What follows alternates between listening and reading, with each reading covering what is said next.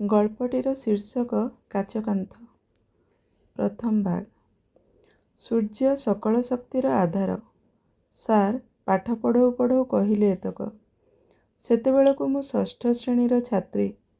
ସାର୍ଙ୍କର ଏଇ ଗୋଟିଏ ବାକ୍ୟ ମୋ ମନରେ ଅନେକ ପ୍ରଶ୍ନବାଚୀ ସୃଷ୍ଟି କଲା। ସାର୍ମାନଙ୍କୁ ଆମର ସେତେବେଳେ ଭୀଷଣ ଡର। ପ୍ରଶ୍ନିଳ ଆଖିରେ ସାର୍ଙ୍କୁ ଚାହିଁ ରହିଲି। ଏତେ ପିଲାଙ୍କ ଭିଡ଼ରେ ତାଙ୍କ ନଜର ମୋ ଆଖିର ପ୍ରଶ୍ନକୁ ପଢ଼ି ପାରିଲା କି ନାହିଁ କେଜାଣି। ମୁଁ ମଧ୍ୟ ସାହସ କରି ସାର୍ଙ୍କୁ ଆଉ କିଛି ପଚାରି ପାରିଲିନି। ସେ ତାଙ୍କ ମନ୍ତବ୍ୟକୁ ପ୍ରତିପାଦିତ କରିବା ପାଇଁ ଉଦାହରଣ ପରେ ଉଦାହରଣ ଦେଇ ଚାଲିଥିଲେ। କିଛି ବୁଝିଲି, ଆଉ କିଛି ମୋ ଆପ୍ରାଣ ଉଦ୍ୟମ ସତ୍ତ୍ୱେ ଅବୁଝା ରହିଲା। ଜୀବଜଗତ ରହିଲା ପୃଥିବୀ ପୃଷ୍ଠରେ, ସୂର୍ଯ୍ୟ ରହିଲେ ପୃଥିବୀଠୁ କେତେ ଆଲୋକ ବର୍ଷ ଦୂରତାରେ। ପୃଥିବୀ ଓ ସୂର୍ଯ୍ୟଙ୍କ ମଧ୍ୟରେ ଲକ୍ଷ ଲକ୍ଷ କିଲୋମିଟର ବ୍ୟାପୀ ଶୂନ୍ୟତା, ଅଥଚ ଆମେ ବଞ୍ଚି ରହିଛୁ ସେଇ ତାଙ୍କରି ପାଖରୁ ଶକ୍ତି ଆହରଣ କରି। ଆଶ୍ଚର୍ଯ୍ୟ, ଖୁବ୍ ଆଶ୍ଚର୍ଯ୍ୟ। ଆଃ, କେତେ ସାମର୍ଥ୍ୟ ସତରେ ସୂର୍ଯ୍ୟଙ୍କର। ଦ୍ୱିତୀୟ ଭାଗ। ବୟସ ବଢ଼ୁଥିଲା, ପାଠ ଓ ବହିର ବୋଝ ମଧ୍ୟ ବଢ଼ୁଥିଲା। ଧୀରେ ଧୀରେ ସୂର୍ଯ୍ୟ ଅଧିକ ପ୍ରଭାବିତ କରୁଥିଲେ ମୋ ଜୀବନକୁ। ପ୍ରତ୍ୟେକଟି ବହିରେ ଥିଲା ତାଙ୍କର ଅବାଧ ପ୍ରବେଶ।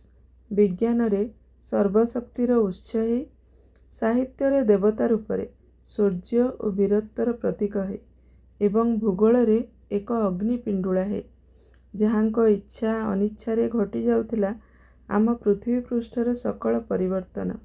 ସେ ଆସୁଥିଲେ ଆମ ପୃଥିବୀ ମାତାର କର୍ତ୍ତା ହେଇ, ନିଜ ସ୍ଥିତି ଅନୁସାରେ ବଦଳାଇ ଦେଇ ପାରୁଥିଲେ ପୃଥିବୀର କାୟାକଳ୍ପ। ମୋ କିଶୋରୀ ବୟସରେ ସୂର୍ଯ୍ୟ ଆତଯାତ ହେଉଥିଲେ ସର୍ବଶକ୍ତିମୟ ପୁରୁଷ ହେଇ।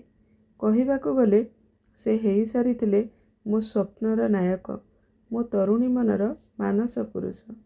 ମୋ ମନ ଖୋଜୁଥିଲା ସୂର୍ଯ୍ୟଙ୍କ ପରି ତେଜିଆନ ସର୍ବଶକ୍ତିମାନ ଏକ ତେଜସ୍ୱୀ ପୁରୁଷ, ଯାହାଙ୍କ ଛତ୍ରଛାୟା ତଳେ ମୁଁ ହୁଅନ୍ତି ସର୍ବଂସହା ପୃଥିବୀ, ଖୁବ୍ ଶୀତଳ, ସ୍ନେହୀ, ଛଳଛଳ ସବୁଜିମାରେ ଭରପୁର ପୃଥିବୀ। ସେଇଭଳି ଜଣଙ୍କ ଖୋଜରେ ମୁଁ, ଗୌତମୀ, ମୋ ଜିଦ୍ରେ ଅଟଳ ଥିଲି। ପ୍ରେମ କରିବି ତ ସେଇ ମୋର ମାନସ ପୁରୁଷଙ୍କୁ କେବଳ। ବିତି ଯାଉଥିଲା ବର୍ଷ ପରେ ବର୍ଷ, କାହିଁ ଭେଟ ହେଉନଥିଲା ତ ତାଙ୍କ ସହ। ଅନେକ ବିନିଦ୍ର ରାତ୍ରି ବିତାଇଛି ତାଙ୍କରି ଅବୟବଟିଏ ପ୍ରସ୍ତୁତ କରିବାରେ। ସ୍ୱପ୍ନରେ ସ୍ୱପ୍ନରେ ମନର ତୁଳିରେ ମୁଁ ଅନେକ ଥର ଆଙ୍କେ ତାଙ୍କ ଚିତ୍ରକଳ୍ପ। ଆଃ, ଭେଟ ମିଳେନି ସିନା ତାଙ୍କର। ଆଉ ଏକ ଭାଗ। ଦୀର୍ଘ 30 ବର୍ଷ, ଏକ ଦୀର୍ଘ ସମୟ। ଏତେ ଲମ୍ବା ସମୟରେ ମଣିଷର ଚିନ୍ତାଧାରା ସବୁ ଓଲଟ ପାଲଟ ହେଇଯାଆନ୍ତି। ମୋ ଚିନ୍ତାଧାରାରେ ବି ଏବେ ଅନେକ ପରିବର୍ତ୍ତନ। ମୁହଁରେ ଢେର ହତାଶା ବୋଧ। ସୂର୍ଯ୍ୟ ମୋ ପାଇଁ ଏବେ ଏକ ନକ୍ଷତ୍ର ମାତ୍ର। ତାଙ୍କ ଆତଯାତ ଆଉ ମୋ ଉପରେ ବିଶେଷ ପ୍ରଭାବ ପକାଏନା। ମୁଁ ଏହାକୁ ଗ୍ରହଣ କରିସାରିଛି ମୋ ଦୈନନ୍ଦିନ ଜୀବନର ଏକ କ୍ଷୁଦ୍ରାତିକ୍ଷୁଦ୍ର ଚିରାଚରିତ ଘଟଣାଟିଏ ଭାବେ। ସୂର୍ଯ୍ୟ ସବୁଦିନ ଆସନ୍ତି, ପୁଣି ଫେରିଯାଆନ୍ତି। ମୋ ଜୀବନରେ କିନ୍ତୁ ଆଲୋକ ଆସେନା। ଅସଂଖ୍ୟ ଦୁର୍ଘଟଣାମୟ ଜୀବନ। ଏତେ ବର୍ଷର ଦାମ୍ପତ୍ୟ ଜୀବନରେ ମୋ ଜୀବନସାଥୀଙ୍କ ପାଖରେ ସୂର୍ଯ୍ୟଙ୍କ କିରଣର ଗୋଟିଏ ଝଲକ ମଧ୍ୟ ମୋତେ ଦୃଶ୍ୟମାନ ହେଇନି। ତଥାପି ହତାଶ ହେଇନି ମୁଁ। ସବୁଦିନ ସକାଳ ହେଲେ ତାଙ୍କ ପରିବାର ପାଇଁ, ତାଙ୍କ ପାଇଁ ନିଜକୁ ଦୀପଟିଏ କରି ଜାଳିଛି। ପ୍ରତିବଦଳରେ କେବେ ଆଶ୍ୱାସନା ତ କେବେ ଧିକ୍କାର ପାଇଛି। ବାପା ମା ସମେତ ଅନେକ ପ୍ରିୟଜନଙ୍କୁ ହରାଇଛି। ଅନେକ ଦୁଃଖରେ ଭାଙ୍ଗିଛି। ପୁଣି କେବେ ଅଣ୍ଟା ସଳଖି ଠିଆ ହେବାକୁ ଚେଷ୍ଟା କରିଛି। ଏମିତି ଅନେକ ମୁହୂର୍ତ୍ତ ଆସିଛି ଯେବେ ବନ୍ଧୁ ବୋଲାଉଥିବା ଲୋକଙ୍କ ମୁହଁରୁ ଭଦ୍ରାମିର ମୁଖା ଖୋଲି ଯାଇଛି। ବିଶ୍ୱାସ ଭାଙ୍ଗିଛି ଖଣ୍ଡ ଖଣ୍ଡ ହେଇ। ତଥାପି ମୁଁ ସବୁ ଭୁଲିଛି। ପୁଣି ବଞ୍ଚିବାକୁ ଚେଷ୍ଟା କରିଛି। ବଞ୍ଚିଛି ମଧ୍ୟ। ତେବେ ଏ ବଞ୍ଚିବା କ'ଣ ଗୋଟାଏ ବଞ୍ଚିବା? ମୁଁ ଥରେ ଥରେ ଆଶ୍ଚର୍ଯ୍ୟ ହୁଏ, ଯେଉଁଠି ଜୀବନ କହିଲେ କେବଳ ଏକ ଦୀର୍ଘଶ୍ୱାସ, ତାକୁ ବରଂ ଜୀବନ ନ କହି ଅସହାୟତା କହିଲେ ଠିକ୍ ହେବ। ଅବା କୁହାଯାଇପାରେ ଛଳନା। ଆଃ, ଜୀବନର ଅନ୍ୟ ଏକ ନାଁ ନିଜ ସହ ଛଳନା ନିଜର। ଆଉ ଏକ ଭାଗ। ଜୀବନରେ ଅନେକ ମୋଡ଼ ଥାଏ। କେଉଁ ମୋଡ଼ରେ ନିଜ ପରି ଆଉ ଜଣେ ମଣିଷ ସହିତ ଯେ ଭେଟ ହୁଏ, ଏକଥା ମୁଁ ବିଶ୍ୱାସ କଲି ସେଇଦିନ ଯେଉଁଦିନ ତୁମକୁ ଭେଟିଲି। ଖୁବ୍ ଏକୁଟିଆ ଓ ନୀରସ ଥିଲା ଜୀବନ। କେତେକାଂଶରେ କୁହାଯାଇପାରେ ବନ୍ଦୀ ଥିଲି ଅବଶୋଷମାନଙ୍କ ଗହଣରେ। ତୁମେ ଭେଟ ହେବା ମୁହୂର୍ତ୍ତଟି ଦୁର୍ମୂଲ୍ୟ ହେଇଉଠିଲା ମୋ ଜୀବନରେ। ତୁମର ପ୍ରତ୍ୟେକଟି କଥାକୁ ମୁଁ ସାଇତି ରଖିଲି ଛାତି ତଳେ। ତୁମେ ଲାଗିଲ ଖୁବ୍ ଆପଣାର। କେବେ ଦେଖିନଥିବା ଲୋକଟି ଯେ ଏତେ ଆପଣାର ହେଇପାରେ ତାହା ତୁମକୁ ଦେଖିନଥିଲେ ବୋଧହୁଏ ବିଶ୍ୱାସ କରିପାରି ନଥାନ୍ତି। ତୁମ କଥା ପଦେ ଶୁଣିବା ପାଇଁ ମନ ବ୍ୟାକୁଳ ହେଉଥିଲା। ଏତେ ବ୍ୟାକୁଳତା ଉଭୟ ପଟରୁ ନା କେବଳ ମୋର? ଏହି ହିସାବ ମୁଁ ଅନେକ ଥର କଲି। ତଥାପି ମନ ବୁଝିବାକୁ ନାରାଜ। ଦିନ ରାତି ଉଚ୍ଚାଟ ତୁମ କଥା ପଦେ ଶୁଣିବାକୁ। ନିଜ ଉପରେ ବି ଏ ବୟସରେ ଆକଟ ରହୁନଥିଲା ମୋର। ତେବେ ତୁମ ନାଁ କୁଆଡ଼େ ଯୋଗୀ। ଫଟୋରେ ମଧ୍ୟ ଦେଖାଯାଉଥିଲା ଠିକ୍ ଯୋଗୀଟିଏ ଭଳି। ତୁମ କଥା ସବୁ ବି ଯୋଗୀମାନଙ୍କ ପରି ଖୁବ୍ ଗମ୍ଭୀର। ନା ନା, ଭୁଲ କହିଲି। କେବେ ଗମ୍ଭୀର ତ ପୁଣି କେତେବେଳେ ଖୁବ୍ ଚଟୁଳ। ଏଇ ଯେମିତି ସେଦିନ କଥା ହେଉ ହେଉ ମୁଁ କହିଲି, ତମ ସହ କ'ଣ ଥରୁଟିଏ ଭେଟ ହେବନି? ସାଙ୍ଗେ ସାଙ୍ଗେ ତୁମ ଉତ୍ତର ଫେରିଲା, ହବ। ହବନି କାହିଁକି? ଆସୁନ, ଆସ ଆମ ଅଫିସକୁ ଆସ। ମୁଁ କହିଲି, ତମେ ମିଡ଼ିଆ ହାଉସରେ କାମ କର, ସେଇଠି ଭେଟ ହେବା କ'ଣ ସମ୍ଭବ? ମୋତେ କ'ଣ ତମ ଅଫିସ ଭିତରକୁ ଯିବାକୁ ଅନୁମତି ମିଳିବ କି? ତୁମ ସହିତ ଭେଟ କେମିତି ହବ ଯେ? ଏତକରେ ତୁମର ଠୋ ଠୋ ହସ। କହିଲ, ବାହାରେ ଅପେକ୍ଷା କରିବ, ମୁଁ ଯିବି ତମକୁ ଭେଟିବାକୁ। ଅଫିସରେ ଅନ୍ୟମାନେ ଯେତେବେଳେ ପଚାରିବେ କିଏ ଆସିଛନ୍ତି ବୋଲି, ମୁଁ କହିବି ଆସିଛନ୍ତି ଆମର ସିଏ। ଇସ୍, କି ନିର୍ଲଜ୍ଜ କଥା ତୁମର। ମୁଁ ଏପଟେ ସଢ଼ି ଯାଉଥିଲି ଲାଜରେ। ସେଇ ମୁହୂର୍ତ୍ତରେ ପ୍ରକୃତରେ ଥରେ ତମେ ମୋ ମୁହଁ ଦେଖିବାର ଥିଲା। ଦେଖିଥିଲେ ତୁମେ ଜାଣିପାରିଥାନ୍ତ ଖୁବ୍ ଆରାମରେ ଯେ ନାରୀଟିଏ କେତେ ସହଜରେ ପ୍ରେମରେ ପଡ଼ିଯାଇପାରେ। ଆଃ, ସତରେ କେହି ଜଣେ ଠିକ୍ କହିଥିଲେ, ପ୍ରେମରେ ପଡ଼ିବାର କୌଣସି ବୟସ ନଥାଏ। ଆଉ ଏକ ଭାଗ, ଏମିତି ବି ହୁଏ ସତରେ ଜଣେ ସାଥିରେ ନଥାଇ ବି ସବୁବେଳେ ଛାଇ ପରି ସାଥିରେ ହିଁ ଥାଏ। ହଁ, ଏମିତି ହିଁ ଏକ ଅଦ୍ଭୁତ ଅନୁଭବ। ତୁମେ ପାଖରେ ନଥାଇ ପାଖରେ ଥିବାର ଅନୁଭବ। ତୁମଠାରୁ ଦୂରତା ଯେ କଷ୍ଟ ଦେଉନଥିଲା ସେ କଥା ନୁହେଁ। ତେବେ ସେ ପୀଡ଼ାରେ ବି ଥିଲା ଏକ ଚରମ ଆତ୍ମତୃପ୍ତି। ଲାଗୁଥିଲା ଜୀବନ ଖୁବ୍ ସୁନ୍ଦର, ବୋଧହୁଏ ଛନ ଛନ ସବୁଜିମାରେ ଭରପୁର।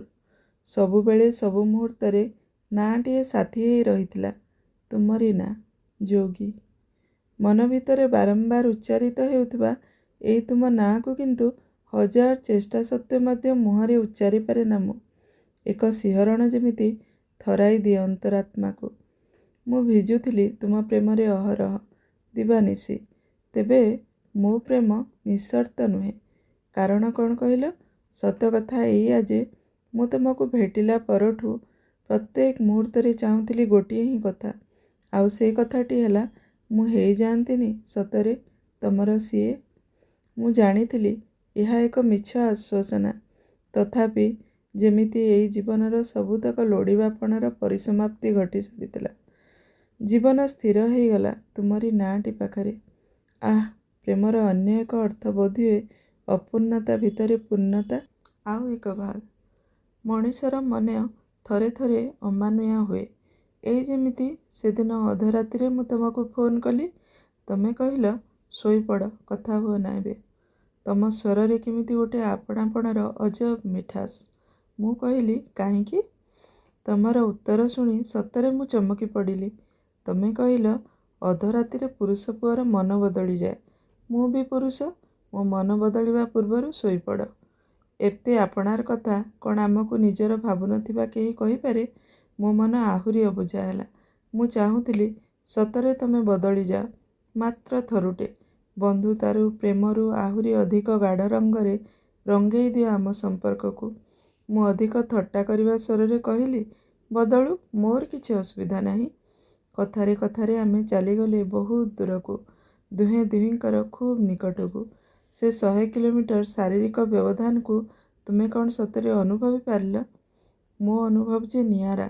ମୁଁ ଥିଲି ତୁମରି କୋଳରେ, ବଞ୍ଚୁଥିଲି ମୋ ଜୀବନକୁ ମୁଁ ଥରୁଟିଏ ପାଇଁ। ତୁମ ସ୍ୱର କିନ୍ତୁ ହଠାତ୍ ବଦଳିଗଲା। ତୁମେ କହିଲ, ବନ୍ଧୁମାନେ କ'ଣ ଏମିତି କଥା ହୁଅନ୍ତି? ଆମେ ଦୁହେଁ ବିବାହିତ, ଏହା ଠିକ୍ ନୁହେଁ, ବରଂ କୁହାଯାଇପାରେ ପାପ। ଏ ପ୍ରେମର ଆକର୍ଷଣରୁ ଆମକୁ ଦୂରେଇ ଯିବାକୁ ପଡ଼ିବ। ଚାଲ ଆମେ ଦୂରେଇ ଯିବା, ଦୂରେଇ ରହିବା ପରସ୍ପରଠାରୁ। ଏ ପ୍ରେମର ଆକର୍ଷଣରୁ ମୁକୁଳିବା ପାଇଁ। ଅନ୍ତତଃ 2 ମାସ ପାଇଁ। ମୋର କୌଣସି କଥା ଶୁଣିଲ ନାହିଁ। ନିଶ୍ଚୁପ ହେଇ ଦୂରେଇ ନେବାକୁ ସ୍ଥିର କରିନେଲ ତୁମେ ଏକୁଟିଆ। ଆଃ, ବିବାହ ପରେ ସତରେ କ'ଣ ପ୍ରେମ ପାପ? ଜୀବନ ଆଉ ଏକ ଭାଗ। ଜୀବନରେ ଅଚାନକ କେତେ କ'ଣ ଘଟେ। ଏଇ ଯେମିତି ପ୍ରକାଶ ସହ ଭେଟ। ପ୍ରକାଶକୁ ବୟସ ହେଇଥିବ ମାତ୍ର ସେଇ 27 କି 28, ମୋତେ 39 କି 40। 10-11 ବର୍ଷର ତାରତମ୍ୟ। ଅଥଚ ପ୍ରଥମ ଦେଖାରେ ସେ ମୋତେ ମା ଡାକିଲା। ମୁଁ ମଧ୍ୟ ସ୍ୱୀକାର କଲି। ମା ଡାକକୁ କ'ଣ ଅସ୍ୱୀକାର କରିହୁଏ? ମୋ ମତରେ ମା ଏକ କୁହୁକ ଶବ୍ଦ, ଯେଉଁ ଶବ୍ଦରେ ଥାଏ କେବଳ ଆତ୍ମୀୟତା, ଭଲ ପାଇବା ଓ ନିବିଡ଼ ପ୍ରେମ। ମୁଁ ସେହି ଶବ୍ଦର ମାୟାରେ ଥିଲି। ସମ୍ପର୍କମାନଙ୍କୁ ନେଇ ଏତେ ବର୍ଷ ଭିତରେ ମିଳିଥିବା ତିକ୍ତ ଅନୁଭୂତି ମୋତେ ସେ ମାୟାରେ ପଡ଼ିବା ପାଇଁ ବାରମ୍ବାର ବାରଣ କରୁଥିଲେ। ତଥାପି ମୁଁ ପ୍ରକାଶକୁ ଦୂରେଇ ପାରୁନଥିଲି। ଯେଉଁଦିନ ଜାଣିଲି ସେ ତୁମ ସହରରେ ରହେ, ସେଇଦିନଠୁ ତା ପ୍ରତି ଆତ୍ମୀୟତା ମୋର ଅଧିକ ବଢ଼ିଗଲା। ଦିନେ ତା ସହ କଥା ହେଉ ସେ ପଠାଇଲା ଗୋଟେ ଫଟୋ, ତୁମର ଓ ତା'ର ଫଟୋ। ପାଖାପାଖି ଠିଆ ହେଇଥିଲ ଦୁହେଁ। ତୁମ ମୁହଁରେ କିଛି ହସ, କିଛି ଗମ୍ଭୀରତା। ଏକ ଅବ୍ୟକ୍ତ ଖୁସିରେ ମୁଁ ଉଛୁଳି ଉଠିଲି। ଯେଉଁ ଖୁସିକୁ ନିଜ ଭିତରେ ଲୁଚେଇ ରଖି ହୁଏ ନା, ସେଇ ଖୁସି। ପ୍ରକାଶ ନିଶ୍ଚୟ ଧରିପାରିଥିବ ମୋ ଖୁସିର କାରଣକୁ। ଖୁବ୍ ଶୀଘ୍ର ଆମ ମା ପୁଅଙ୍କ ସମ୍ପର୍କ ଆହୁରି ନିବିଡ଼ ହୋଇଗଲା। ପ୍ରକାଶ ପାଖରୁ ମିଳିଯାଏ ତୁମ ଖବର କେବେ କେମିତି। ସେତିକିରେ ବି ଜୀବନ ଖୁବ୍ ଚଳଚଞ୍ଚଳ, ଖୁସି ଖୁସି, ପ୍ରାପ୍ତିରେ ଭରପୁର। ଆଃ, ଜୀବନରେ ନିଜକୁ ଚିହ୍ନି ହୁଏ ନା ସିନା। ଆଉ ଏକ ଭାଗ। ପ୍ରେମରେ ନୀରବତା ଖୁବ୍ ପ୍ରଭାବଶାଳୀ। ଶବ୍ଦ ଯାହାକୁ ପ୍ରକାଶ କରିବାକୁ ଅକ୍ଷମ ହେଇଥାଏ, ତାକୁ ନୀରବତା ବୁଝାଇ ଦିଏ। ତୁମେ ଦୂରେଇ ନେଉଥିଲ ନିଜକୁ। ମୁଁ ମାନସିକ ସ୍ତରରେ ଆହୁରି ପାଖେଇ ଆସୁଥିଲି ତୁମର। ଲାଗେ ଯେମିତି ପ୍ରତି ମୁହୂର୍ତ୍ତରେ ତମେ ମୋ ସାଥିରେ ଅଛ, ହାତ ଧରି ବାଟ କଢ଼ାଇ ନେଉଛ। ସାଥୀ ହେଇ ଜୀବନ ପଥର ସବୁ କଣ୍ଟାକୁ ତୁମରି ହାତରେ ଆଡ଼େଇ ଦେଉଛ। ମୋର ଏ ଅନୁଭବର ନାଁ କ'ଣ ଦେବି? ତମେ ବିଶ୍ୱାସ କର ବା ନ କର, ମୁଁ କିନ୍ତୁ ଜାଣେ ଯେ ମଣିଷ ଏକ ସାମାଜିକ ପ୍ରାଣୀ ଓ ଏହା ହିଁ ତା'ର ଅସହାୟତା। ମୁଁ ବୁଝିପାରେ ତମକୁ, ତେଣୁ ସମ୍ମାନ କରେ ଆମର ଅସହାୟତାକୁ। ଶ୍ରେଷ୍ଠତା ସବୁବେଳେ ତ୍ୟାଗ ଲୋଡ଼େ। ଆମେ ମଣିଷ, ଶ୍ରେଷ୍ଠ ଜୀବ, ତେଣୁ ତ୍ୟାଗ ଆମର କର୍ତ୍ତବ୍ୟ। ତେବେ ଏ ମନ ସେ କଥା ବୁଝିପାରେ ନା, ଖୁବ୍ ଅମାନିଆ ହୁଏ। ସ୍ୱପ୍ନରେ ବିଭୋର ହେବାକୁ ଭଲ ପାଏ। ସେଇ ସ୍ୱପ୍ନିଳ ମୁହୂର୍ତ୍ତମାନଙ୍କୁ ବାନ୍ଧି ରଖିବା ପାଇଁ ମୁଁ ଏକ ଉପାୟ ଆଦରିଛି। ନେଇ ଆସିଛି ଗୋଟେ ଡାଏରୀ, ଯାହାର ଫର୍ଦ୍ଦ ଫର୍ଦ୍ଦରେ ଉତାରି ଦେବି ମୋ ଅନୁଭବକୁ, ତୁମ ପାଇଁ ମୋ ମନର ମୁହୂର୍ତ୍ତ ମୁହୂର୍ତ୍ତ ଭଲ ପାଇବାକୁ। ଏ ଡାଏରୀକୁ ଛାତିରେ ଚାପି ଧରିଲେ ସବୁ ଦୁଃଖ ଯେମିତି ସେ ଶୋଷି ନିଏ ତା ପାଖକୁ। ଆଃ, ପ୍ରେମ ପାଳିବା ସତରେ ଏକ ଚମତ୍କାର ଉପଲବ୍ଧି ଜୀବନରେ। ଆଉ ଏକ ଭାଗ। ଏ ଡାଏରୀର ପ୍ରତିଟି ଶବ୍ଦ କେବଳ ତୁମ ପାଇଁ ଲିଖିତ।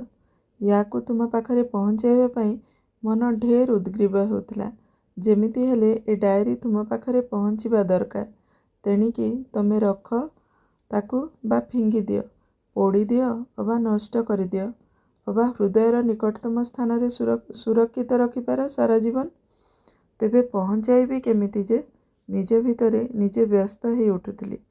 ପ୍ରକାଶକୁ ପଚାରିଲି, ଆମେ କ'ଣ ତାଙ୍କୁ ଭେଟିପାରିବା? ପ୍ରକାଶ କହିଲା, ହଁ ମା, ଆପଣ ଆସନ୍ତୁ। ଆପଣ ଆସିଲେ ଆମେ ତାଙ୍କୁ ଭେଟିପାରିବା। ଖୁବ୍ ଉଚ୍ଚାଟ ଥିଲି ତୁମକୁ ଥରେ ଭେଟିବା ପାଇଁ, ଟିକେ ଦେଖିବା ପାଇଁ। ମୁଁ ଅଜାଣତରେ ସାମାଜିକ ଶୃଙ୍ଖଳର ଗୋଟିଏ ଶିକୁଳିକୁ କାଟି ପକାଇଲି।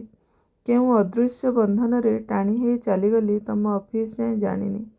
ଏମିତି ନୁହେଁ ଯେ ମୁଁ ଭାବିନି ତୁମ ସାମାଜିକ ପ୍ରତିଷ୍ଠାରେ ଆଞ୍ଚ ଆସିବା କଥା, ତଥାପି ମନ ଅବୁଝା ଥିଲା। ସିକ୍ୟୁରିଟି ପିଲାଟିକୁ ତୁମ ନାଁ ଜଣାଇ ଡାକିବାକୁ କହିଲି। ସେ ତୁମକୁ ଡାକିବାକୁ ଗଲା। ଯିବା ପୂର୍ବରୁ କହିଲା, କିଏ ଡାକୁଛନ୍ତି ବୋଲି କହିବି? ମୁଁ କହିପାରିଲିନି। କହିବ, ଆସିଛନ୍ତି ତମର ସିଏ। ବରଂ ଧୀରେ କରି ନାଁଟି କହିଲି। ଆଃ, ଅପେକ୍ଷାର ସମୟ ଖୁବ୍ ଦୀର୍ଘ। ଆଉ ଏକ ଭାଗ। ପିଲାଟି ତମକୁ ଡାକିବାକୁ ଯାଇ ଫେରି ନଥିଲା। ତୁମ ଅଫିସରେ ଭିଜିଟର୍ସଙ୍କ ପାଇଁ ଉଦ୍ଦିଷ୍ଟ ରୁମ୍ରେ ଥିଲା ଏକ କାଚ କାନ୍ଥ। ବସିବା ପାଇଁ, ଅପେକ୍ଷା କରିବା ପାଇଁ ପଡ଼ିଥିଲା ଏକ ସୁନ୍ଦର ସୋଫା।